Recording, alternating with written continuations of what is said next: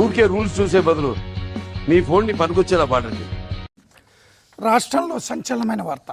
వీళ్ళందరూ train accident లో పోతారా స్వామి?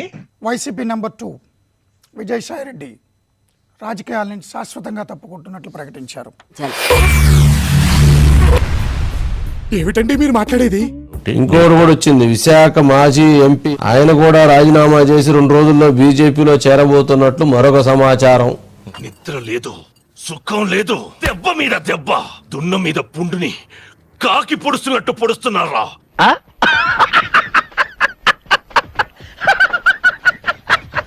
రేపు రాజ్యసభ సభ్యత్వానికి రాజీనామా చేయబోతున్నట్టు తెలుస్తోంది. అన్నకి ఎవరు హెల్ప్ ఉన్నా ఎవరు హెల్ప్ లేకపోయినా సీమరాజు అనేవాడు ఖచ్చితంగా అన్నను ముఖ్యమంత్రిని చేసే వరకు కూడా సీమరాజు యొక్క పోరాటం ఇట్లే కొనసాగుతుంది.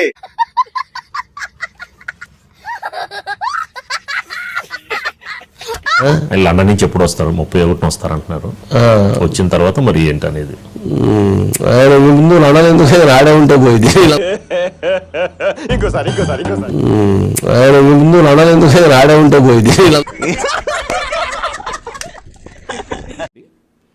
దాని తర్వాత జనవరి ఫిబ్రవరి నుంచి నా ప్రోగ్రాములు కూడా స్టార్ట్ అవుతాయి.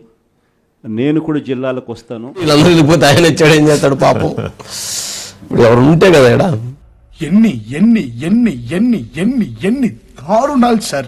మరి ఈ రోజు అన్నను నడివేట్లో ముంచిపోతారే. 11 మంది ఉన్నారు. 11 మందిలో ఈ 11 మంది కూడా ఎవడు ఉంటాడు ఎవడు పోతాడు ఆఖరికి అర్థం కావడంలే. పెద్ద నేనైతే చేయగలిగింది ఏమీ లేదు. చిన్న కర్మ వారణ భగింపక ఏరికైనా తప్పదన్నా. ప్రజలు 11 ఇచ్చిన తర్వాతే ఇంకా కోలుకోలేని పరిస్థితి. ఇంకా ఇప్పుడు మొత్తం ఉన్న 11 మంది వెళ్ళిపోయే పరిస్థితి ఉంటే 10 మంది వెళ్ళిపోతారులేండి. జగన్మోహన్ రెడ్డి గారు ఉంటారు కదా.